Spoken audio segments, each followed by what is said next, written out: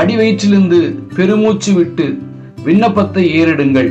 விண்ணப்பம் பண்ணுகிறவன் இல்லையே என்று கர்த்தர் அங்கலாய்க்கிறார். ஜனங்களின் அழிவை தடுத்து நிறுத்துங்கள். ஜனங்களுக்காய் பரிதபிக்கிறவர்கள் வேண்டும். அவர்களுக்காக தேவ சமூகத்தில் காத்திருங்கள்.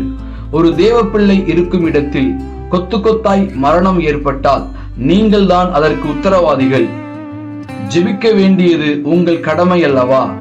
நீங்கள் உங்கள் எல்லைக்கு உத்தரவாதிகள் அல்லவா? உத்தரவாதத்துடன் ஜெபியுங்கள்.